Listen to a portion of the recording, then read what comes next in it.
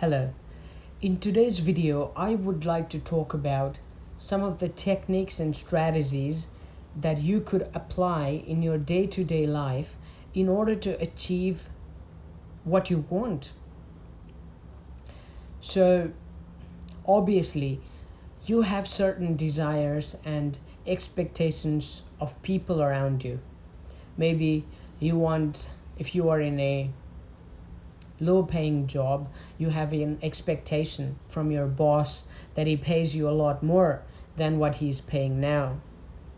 Or perhaps you're in a relationship with your significant other and you want that person to care about you, to treat you with respect, to basically have a meaningful relationship. Or maybe you have kids.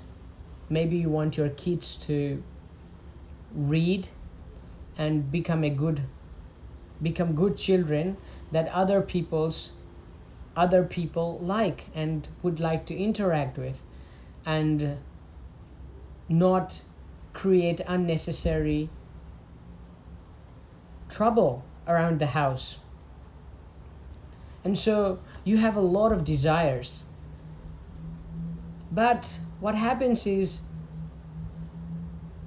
we get carried away on our day-to-day lives and we forget some of the fundamental principles that guide human behavior, that propel people to act in a certain way. And oftentimes we do not accomplish our goals, we do not actualize our vision into reality, which really disappoints us, and we question the utility of acting in a certain way. And so I asked myself this question, to be precise, a long time ago when I was a little kid. I used to always wonder, is there a way to behave, is there a way to conduct yourself that would produce a desirable outcome? And on the contrary, I would also think, was there a way to behave and conduct yourself in the world that would produce counterintuitive results?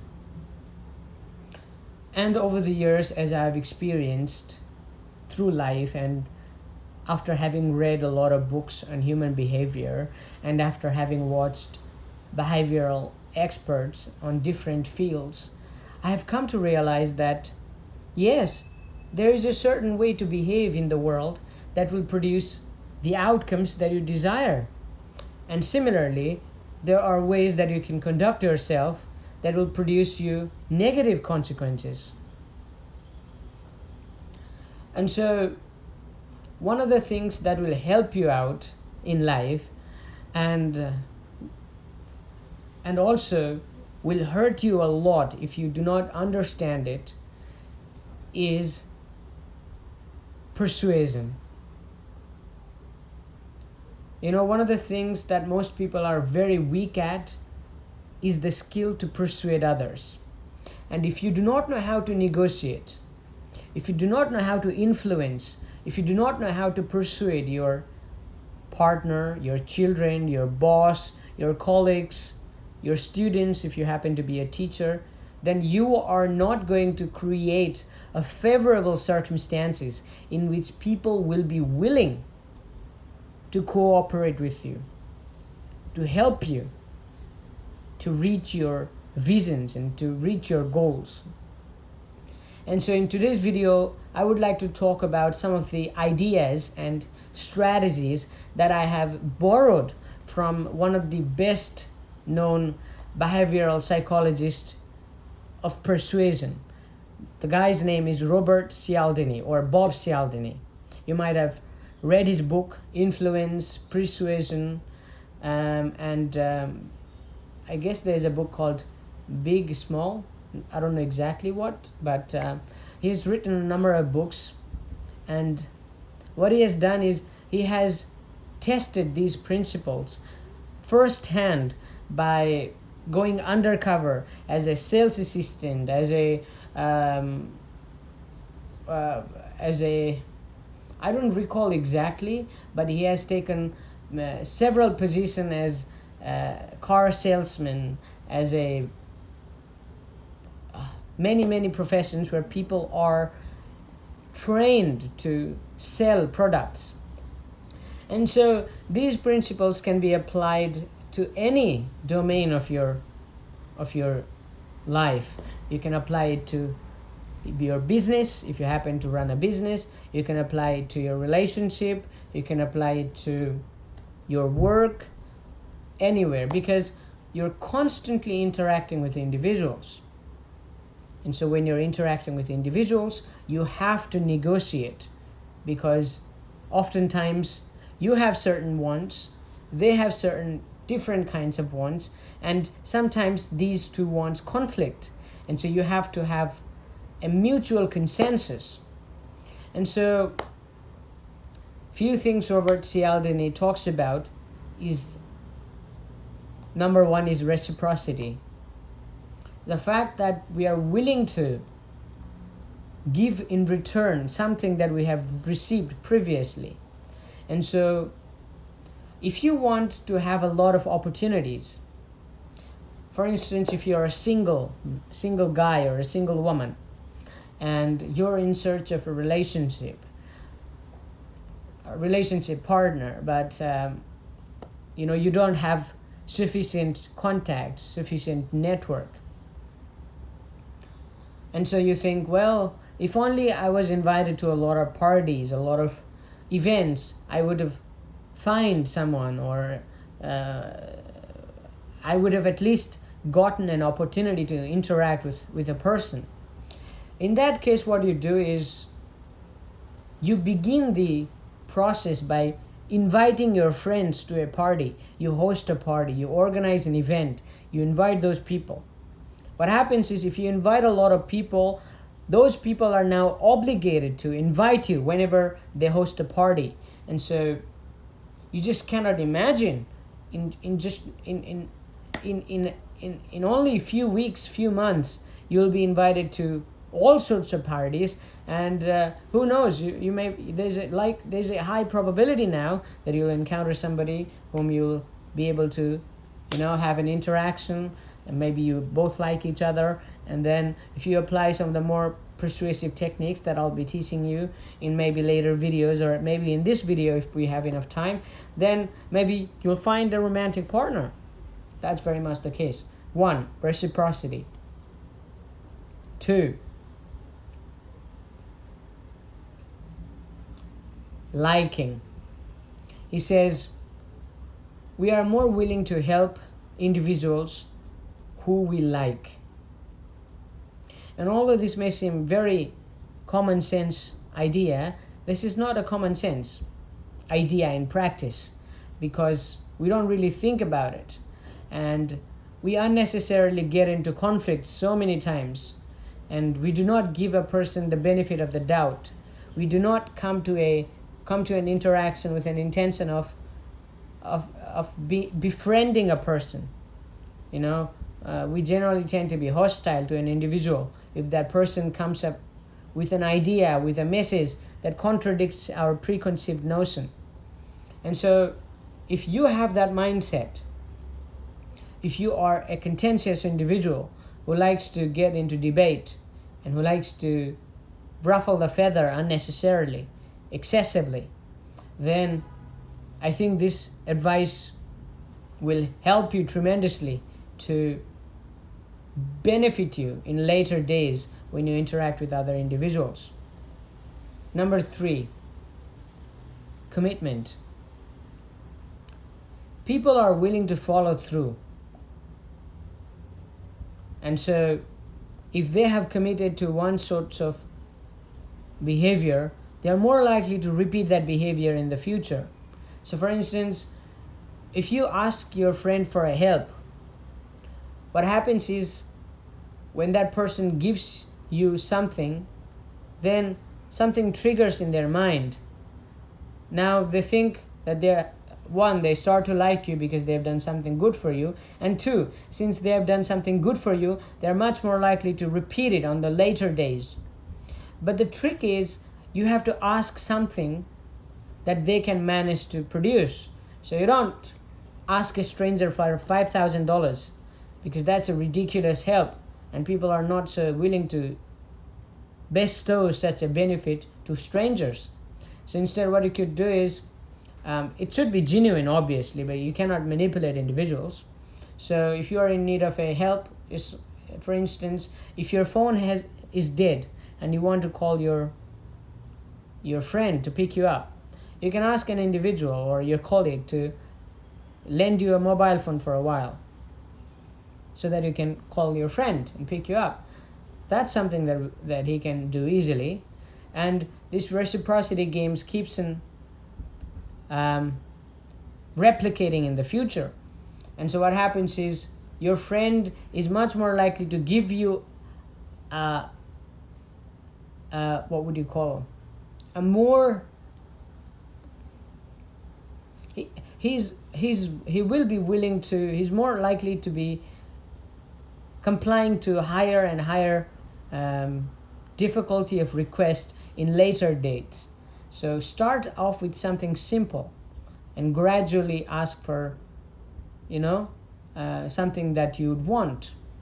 And Robert Cialdini did an experiment where it was demonstrated quite vividly that people will be willing to commit to a higher and higher expectations if they start off with something small. So what happens is Robert Cialdini goes up to a neighborhood and asks individuals to put a little small card on their window that has certain message on it. Maybe it says, stop driving recklessly. People generally do not refuse because it's a small card and it's not a pain in the ass. But if you just go up to them and ask to put a big signboard on their front yard that says don't drive recklessly, then many people will be reluctant because a big sign is a fuss. It looks, even though it's a virtue signaling, it looks quite dreadful on your beautiful front yard. And so people are much more likely to reject that offer.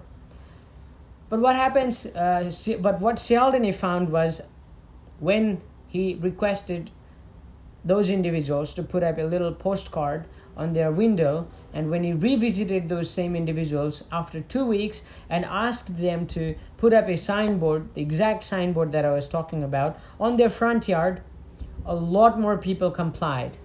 Why? Because they've already agreed to put a little postcard that claims that reckless driving is dangerous. So they want to be consistent. They don't want to say, no, we don't want to put a signboard because it makes our front yard look ugly. The pressure to conform with their past actions and to be consistent is much more potent than the desire to preserve your beautiful yard. It's a funny thing, but it works. So we talked about liking, consistency, reciprocity. What else? I'm missing 3 because there are 6 critical principles. The next one is authority. If you can present yourself, not present, but you have to be an authority. If you present, if you put up a facade of being an expert, and if you're not actually an expert, then if someone discovers, if the person you're influencing later discovers that you were putting up a facade, then that person will not associate with you in the later dates. So that's a bad medium to long-term strategy, although it might seem laudable in the short term. So I do not recommend you go with manipulating individuals. So you have to be an expert at something in order to present yourself as an expert. That's ethical.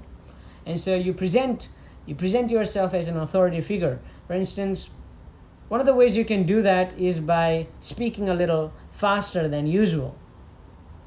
Not very fast, because if you speak too fast, then people are going to assume that you are panicking, that you think that people are going to get scared, people are going to fly away from you if you do not speak in a rapid pace, meaning that you do not value your speech because you think that you have to speak very quickly in order to retain your audience's attention, and so that backfires.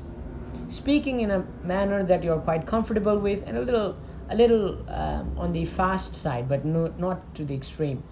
And so what happens is, if you speak in a confident tone, in a manner that is a little on the faster side, what happens is people tend to assume that you know what you're talking about.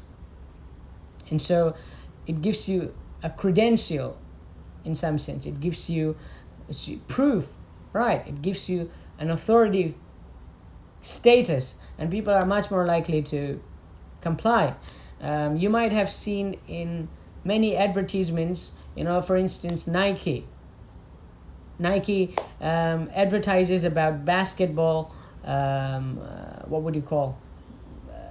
shoes and jerseys and whatnot, and many times they bring the professional players, right? Whenever they're advertising a shoe, they bring Usain Bolt to the advertisement, because if Usain Bolt is using it, it's definitely good quality shoes. So be an authority figure if you want your audience to comply with whatever you're saying. So those are, I guess, 5. I said authority figure, authority, liking,